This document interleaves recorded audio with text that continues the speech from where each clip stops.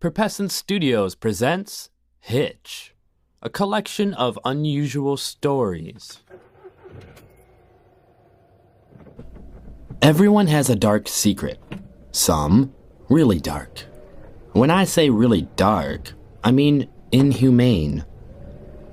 I should have been a priest for the amount of people who confess their sins to me, but I can't stand all the complaining, or even people for that matter. Bills have to be paid, unfortunately. I work for a company called Hitch. It's a ride-sharing business where you hire a driver off of an app on your phone. It's kind of like a taxi for the socially awkward. Well, at least that's what it's supposed to be. I could write a book with how many outrageous encounters I've had over the years working at Hitch. I thought about writing one too, but it's hard to write and drive at the same time.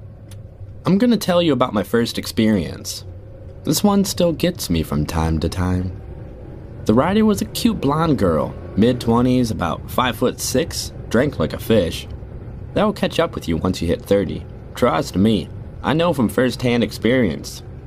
She was one of my regulars. Her name? Mandy. I picked her up from work every Thursday, Friday, and Saturday, then dropped her off at the Whaletail Tavern a few blocks over on Main Street. It's really refreshing picking her up.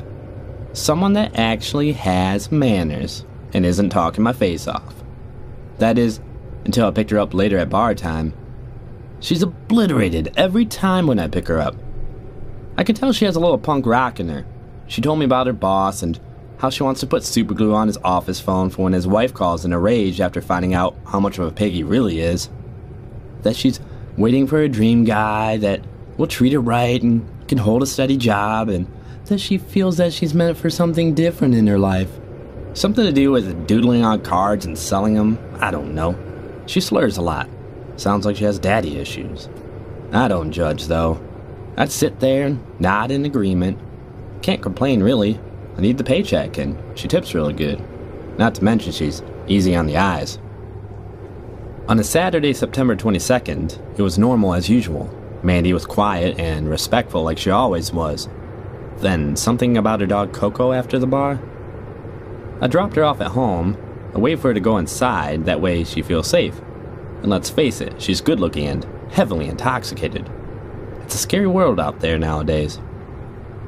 She gets in just fine. I go to put the car in the drive, and for some reason I look to my left across the street at a house. It's dark out. I'm in the neighborhood with no streetlights, but I can clearly see that someone is standing at the window. I can't quite make out the figure. I don't know if it's male, female, or even human for that matter. The curtains hug the figure's entire body. The head seems abnormally large. No movement whatsoever. Maybe it's a mannequin or a shoe rack or something. Not sure, it's late, and started to freak myself out. I start driving, and I couldn't help but to take another glimpse, and it was gone. Gave me shivers down my entire body. The following Thursday, Mandy did her normal routine, except this time, I waited for the figure in the window. It wasn't there. Maybe it was a nosy old man or something. The lawn looked like it was mowed 2 or 3 times a week. Maybe I was overthinking. I read somewhere that we have a blind spot in each of our eyes, and our brain tries to fill in the gap. The missing information. So maybe that's what happened then. It was late, and I was putting ideas into my head. Well, that's what I thought. Friday night was hazy outside. All of my riders were in a bad mood. Especially Mandy. It must have been a full moon. She really grinded my gears. Not my car, but my patience. She came stumbling into my car at the Whaletail Tavern and instantly started yelling about how I don't know what it's like to struggle because I'm a man and she's a woman living in a man's society. I could feel a split-second rage coming over me. My right eye started twitching, then my eyebrow. I could literally feel the aggression surging through the vein on my forehead.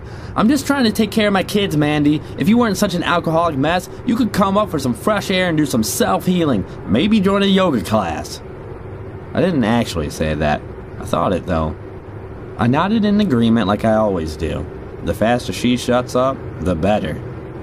I felt like peeling out when I dropped her off, but I still waited for her to go inside the house. Man, it was soupy out that night.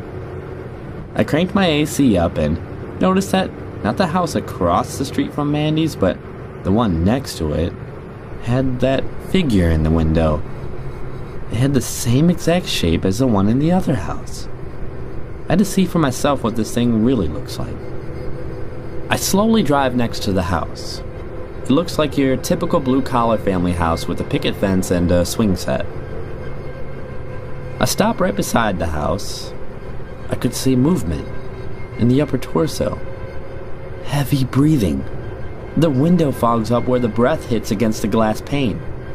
It's like this figure wants me to see it. It wants me to know that it wants me to see it. Like it finds